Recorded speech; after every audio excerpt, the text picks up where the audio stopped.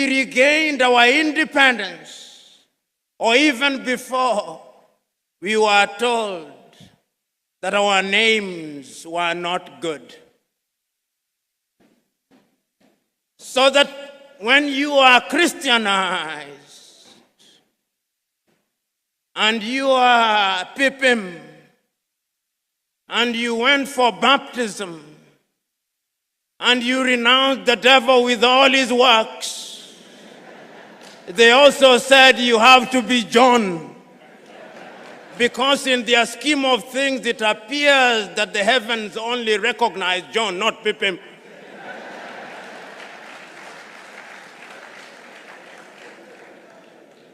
We were told that all the education we had acquired meant nothing.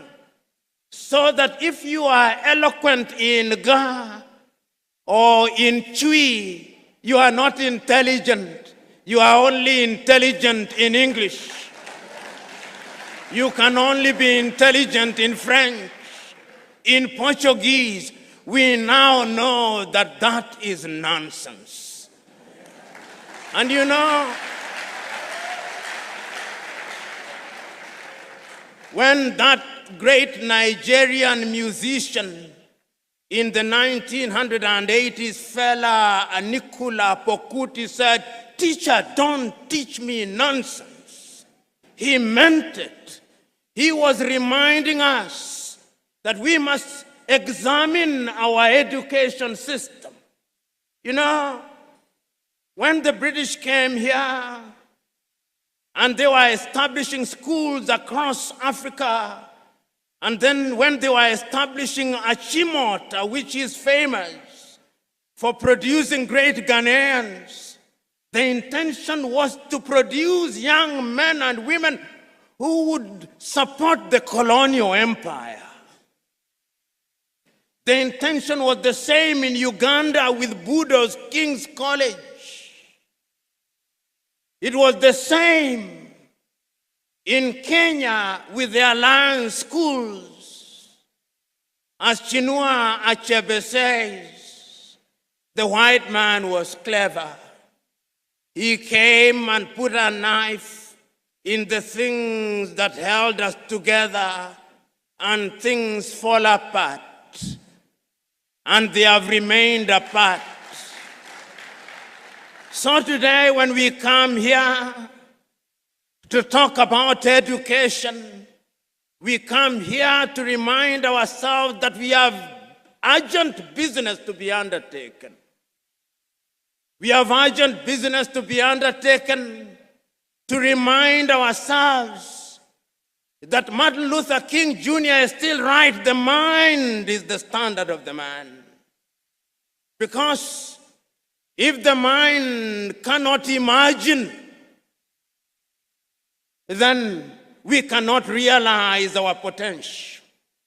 So we are here to interrogate our education system. My good friend, Samuel Pipim, doing the work that he came to do, to lay the ground, reminded you appropriately that we have now become famous for producing graduates in agriculture, some of whom, if you allow me a little latitude and hyperbole, cannot distinguish between a goat and a sheep.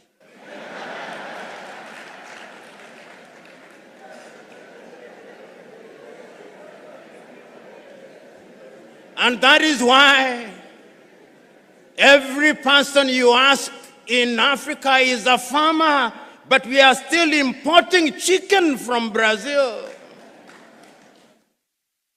When I sit at the breakfast table in any African country, what am I served with? Nescafe from Nestle in Switzerland. There is not a single coffee bush in Switzerland. When I sit at the breakfast table, cocoa from Nestle, and yet Ghana is the largest producer of cocoa. What happened? We were disrupted. Pipim was right. When we want to build our roads, we have engineers, most of whom today, if you do not address them as engineers so and so, they rise up, ready to beat you up. But yet, when we are building our highway from Accra through to Winneba, through to Cape Coast, through to La Côte d'Ivoire, it is the Chinese that I see.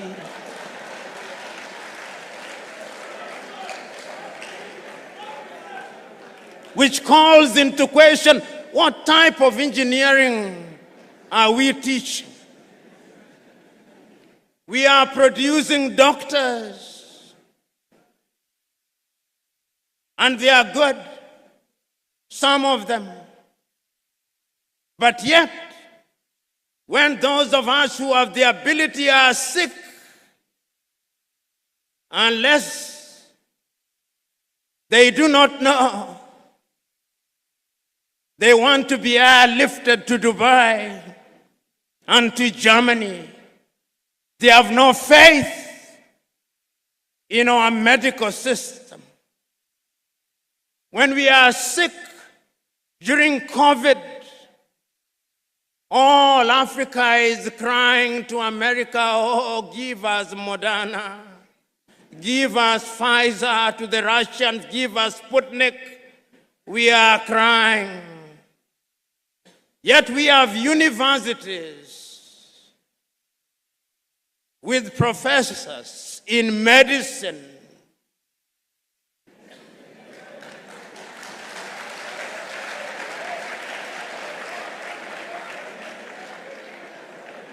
You know, there is a missing link somewhere.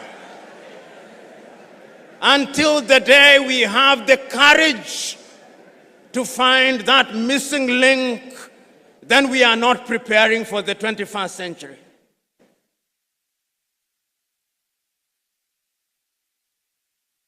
Today, as I came here, courtesy of my hosts, I was driven in beautiful cars. Oh, none was made in Ghana.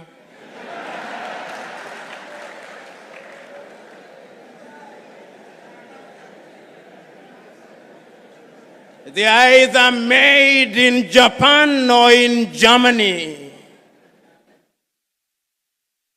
Africa does not produce cars. Ali Mazrui is right. We are in the business of consuming that which we do not produce and producing that which we do not consume. We must re-examine our education system.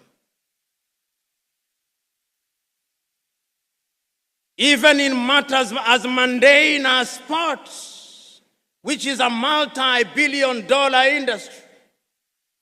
The United States of America offers our young men and women scholarships to study sports. Our universities don't. Football is a multi-billion-dollar industry. But yet, when one of the masters of ceremony was speaking in jest, it is not the anthem of Asante Kotoko that he remembered, but that of Liverpool, we shall not walk alone.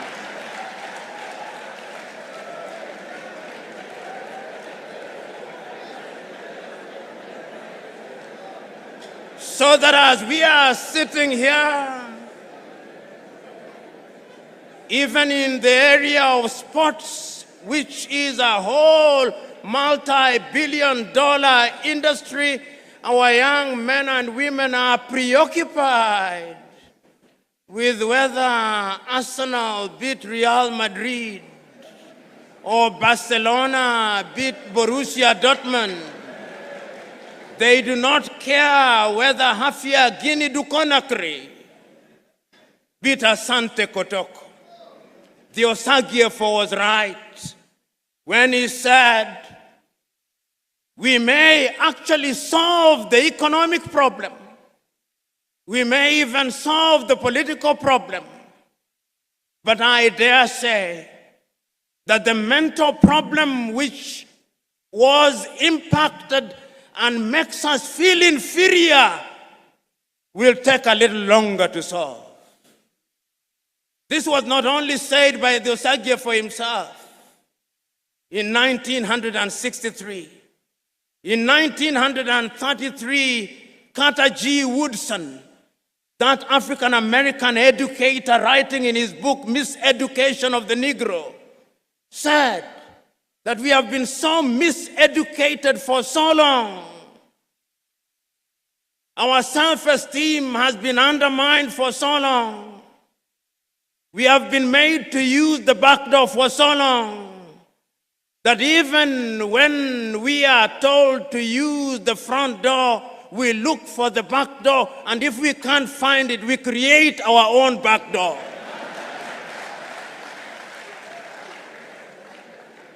The level of our miseducation is amazing. We must change it in order to enter into the 21st century.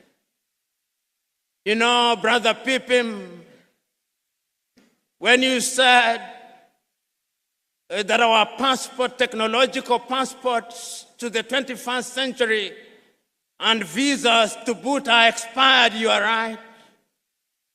How can we play football on the games of rugby, on the rules of rugby?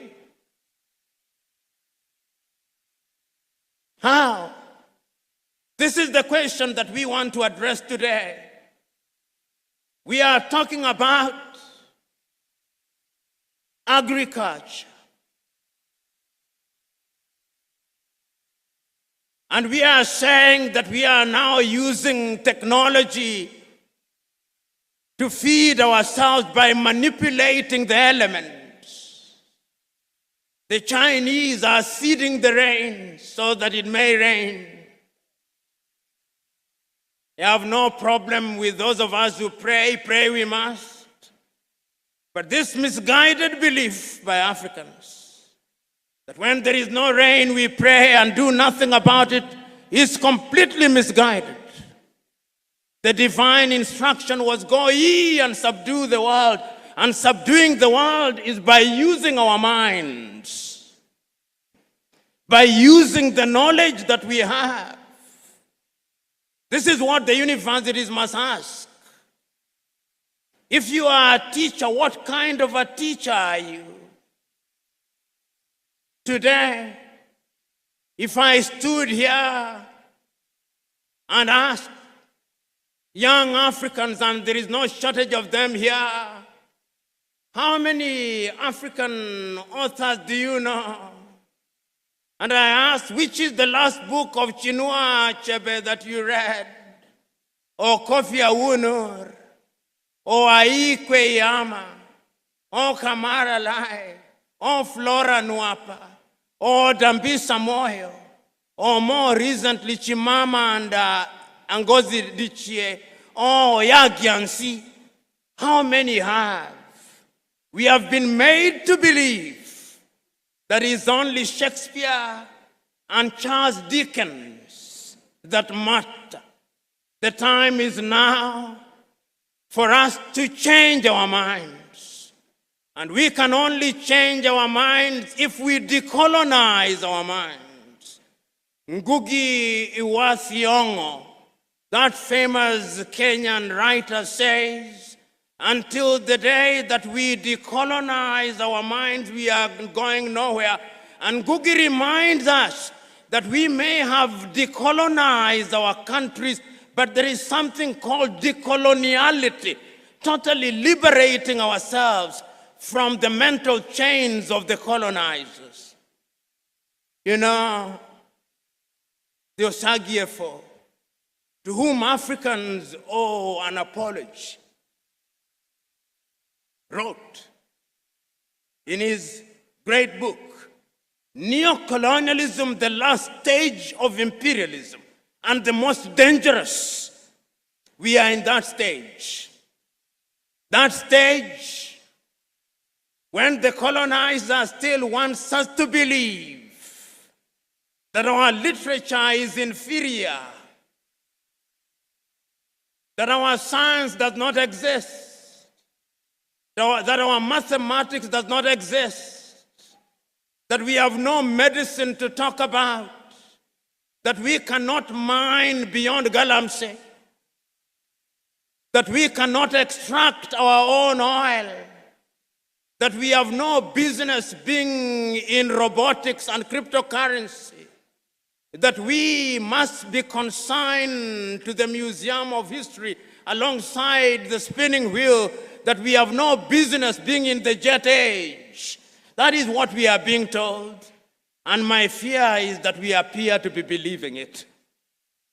We appear to be believing it because in our institutions of learning, when you look at our curriculum and you look at the curriculum of a number of countries in the Middle Ages, there is no difference.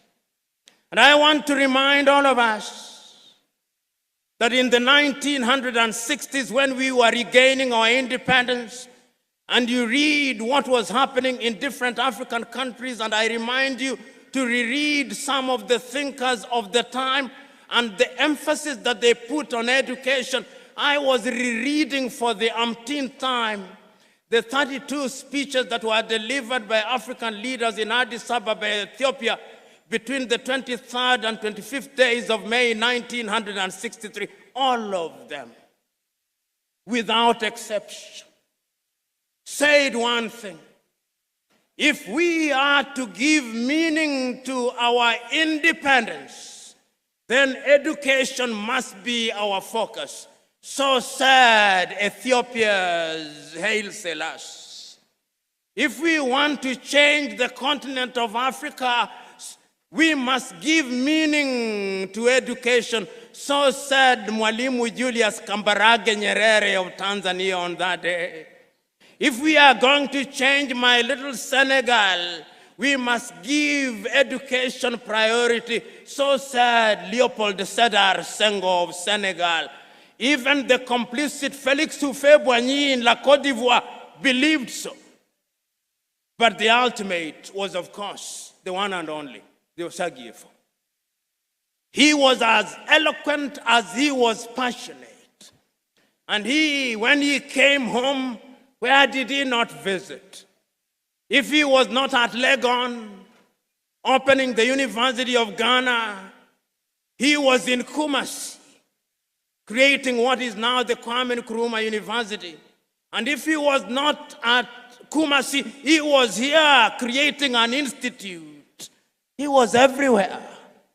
That is why when I heard my good friend talking about free basic education, he knew that ignorance is the enemy of progress. He knew that if there was a ghost that we had to exorcise, it was the ghost of ignorance. He knew that if there was a devil that we had to pray and fast against, it was ignorance.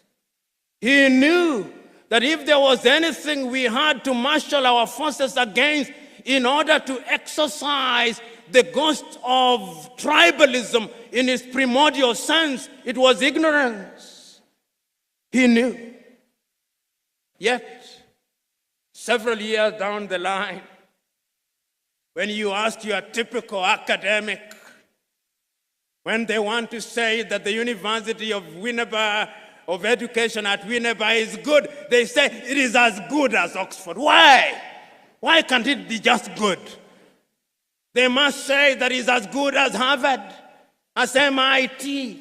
Why must we always have this inadequacy to compare ourselves with others? We must change in order to enter the 21st century with confidence. Your leadership, who is a judge and belongs to our profession, which is one of the most imprisoned professions in Africa.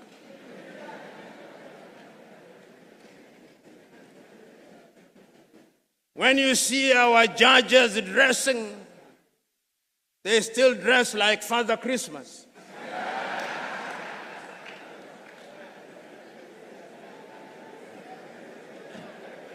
Whoever told us that justice could only be administered when you dress like Father Christmas, I do not know.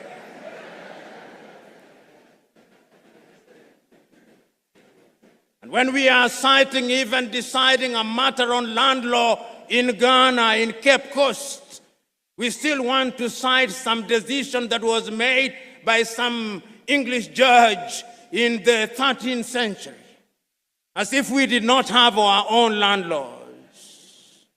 The time has come that we must rethink and re-enter the 21st century with laws that are known to Ghana.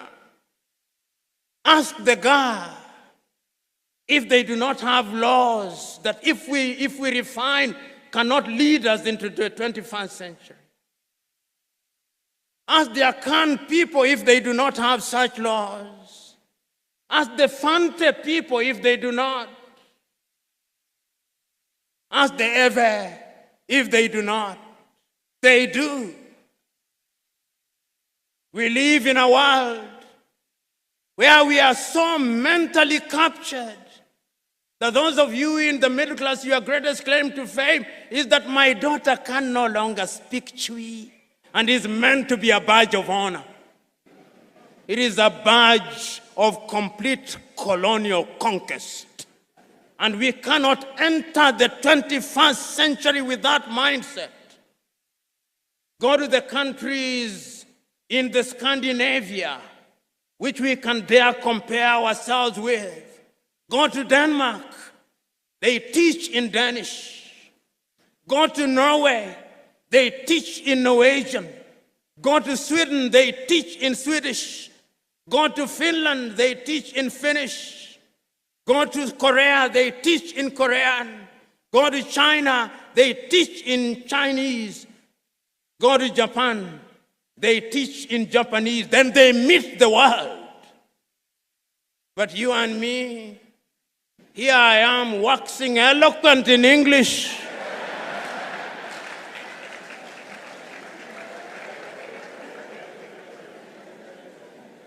Not in Kiswahili. We must revamp our curriculum. And we must have the courage to do so as I speak to you now. They are teaching Yoruba and Twi at universities outside of this continent. Why? Because language is a multi-million-dollar, multi-billion city industry. It is only us who do not know. Those of you who are religiously inclined, we are the only visitors in Jerusalem. So, brothers and sisters, we are here to remind ourselves that there is urgent business to be undertaken. We are here to remind ourselves that we had a good past. We are here to remind ourselves that others came and through slavery they disrupted that past. That they did not stop there. That they came again under colonization. And this time they disrupted us so very thoroughly and took away even the most precious of things, our confidence. That when they came here and imposed an education system. That education system had only one agenda. The agenda was to create men and women, if they were the English who colonized you, who could speak English and be their clerks. If you are colonized by the French, that you could speak French or Portuguese or Italian or Germany. When we regained our independence, we only made cosmetic changes. The time is now to go deep and remove the cosmetics and go to the fundamentals. And I'm suggesting to you that that has been done. You know, those of you who are a little older will remember that 30 years ago, China was not famous for much. They were only famous for Chairman Mao for the Long March.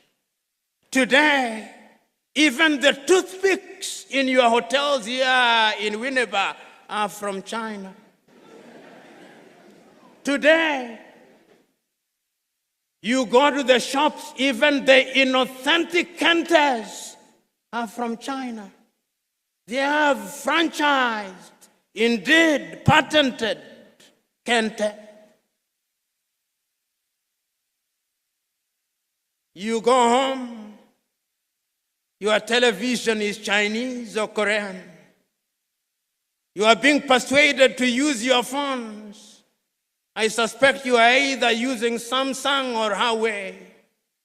What did China do 30 years ago? They made a decision that we are going to change our education system. And they changed their education system. They engaged in agriculture. They engaged in technology. They engaged in medicine. They engaged in everything. And today, China is the second strongest economy in the world, with a GDP of no less than 19 trillion United States dollars. Compare that with little Ghana. Compare that with little Sierra Leone. Compare that with little Kenya, with little all these countries. What they did was to change their minds in order to change their future. And that is why when we are building roads, whether it's in Nairobi, Kenya, or in Accra, Ghana, or in Dar es Salaam in Tanzania, or in Senegal, or in Ouagadougou in Burkina Faso, or Bamako in Mali, or Harare in Zimbabwe, or in Zambia, who do we find? Chinese. Because they changed their minds. The time is now for us to change our minds. The academics who are here must agree with me that we have sinned and fallen short of the expectations of our countries. And that the time is now to say that we should be forgiven. And if our generation committed those mortal sins, you up there must not repeat those mistakes. You must not repeat those mistakes. You must use the examples and the experience so that you do not step on the landmines that we stepped on. That is why Chinua Achebe said, where are the young suckers that will grow when the old banana dies? These are old bananas. You are the young suckers. So rise up. Africa is not expecting you to engage in a perpetual state of lamentation. No, lamentation will not help you. And I want to remind you that when you are here in Ghana, don't compete with Liberia. You will beat Liberia. Don't compete with Benin. Don't compete with Togo. Don't compete with La Côte d'Ivoire. Don't compete with all these little African dwarfs. Compete with giants. And when Ghana wakes up, this Ghana, sometimes when I think about Ghana, I think about Kwame Nkrumah. And you think about his books, Dark Days in Ghana, Letters from Conakry. When the Osagyefo is so close yet so far, his ideas dead, his books banned until Ignatius Kutu Acheampong comes. It is only in the year 2013 that Nkosazana and Dlamini Zuma, the then chair of African Commission, writes a letter of apology to Kwame Nkrumah. I urge you to read it. He tells Kwame, you are right. Everybody was wrong when you said We must unite and change our education system in order to compete. That is Nkosazana Dlamini Zuma. Today, the Osagyefo is here telling us, let us change. He said it in 1963 in Addis Ababa, Ethiopia. He said it in 1964 in Cairo, Egypt. He said it in 1965 in Accra, Ghana.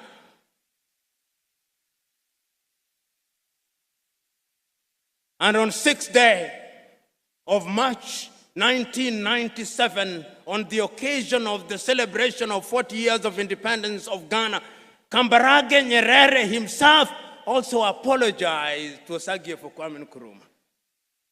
He said, you are right, we were wrong.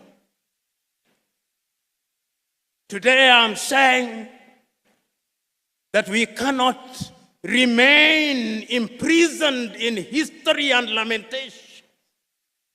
That is why it is still true for you Ghanaians. Nkrumah is dead, but Nkrumah never dies.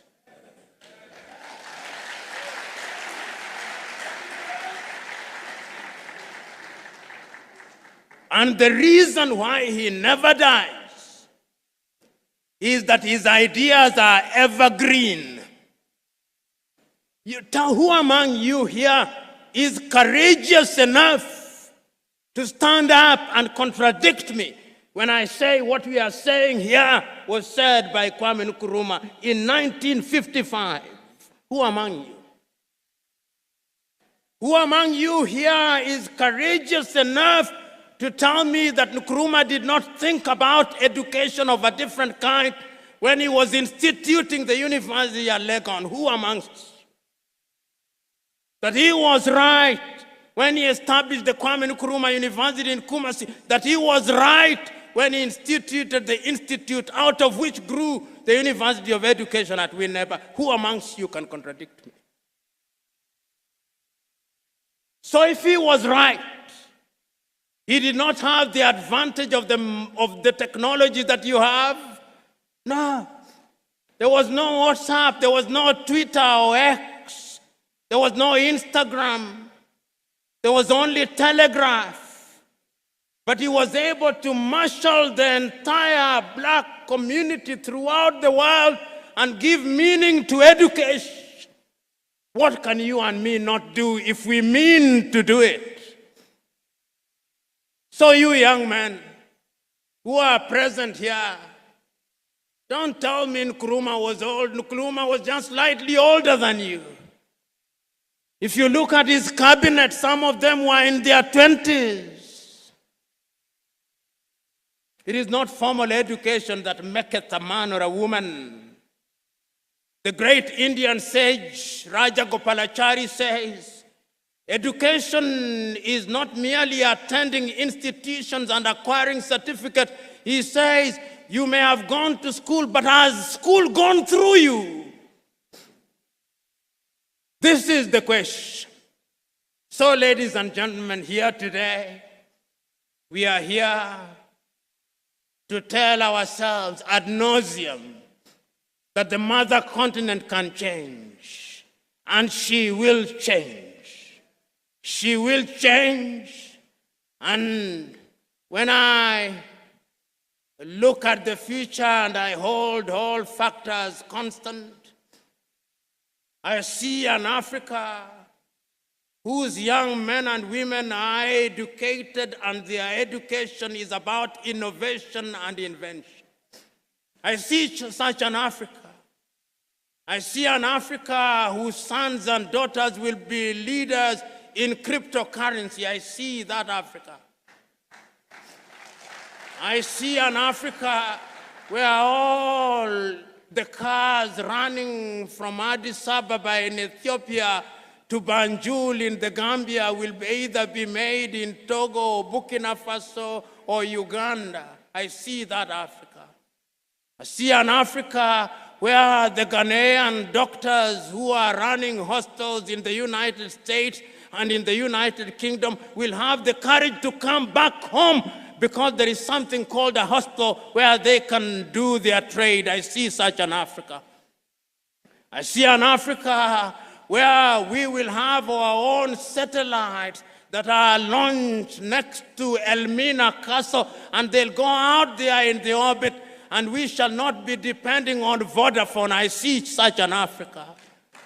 I see an Africa where we will be able to produce enough rice, enough cocoa, and enough gold, and we will process it here, and that you will be selling it to Nairobi, Kenya, Dar es Salaam in Tanzania, and it will not be necessary to look to the outside world. I see such an Africa. I see an Africa where, apart from Kiswahili, one of the languages that will be spoken will be Twi or Ebe or Ga. I see such an Africa. That Africa is possible. It is possible, Honorable Minister for Education, when at your next meeting you think outside of the box, or preferably without reference to the box. I see an Africa where we will give practical meaning to Africa Agenda 2063, not merely as a point of reference, but as a practical reality. I see an Africa where there is Africa Continental Free Trade Area, and the majority of students here at Winneba will be drawn from Togo, from Benin, from Gabon. I see an Africa where our kith and kin in Martinique, in Guadeloupe, and Barbados, Antigua, and Barbuda will be coming here. I see that happen. That is why, when I have such foresight, wisdom not only requires but dictates that I stop. Because going beyond that would be flogging a dead horse. I see an Africa that gives meaning to those words of the Osagyefo Kwame Nkrumah, written in his book, Africa Must Unite, that Africa needs a new citizen. Are you those citizens that the Osagyefo was talking about? Are you?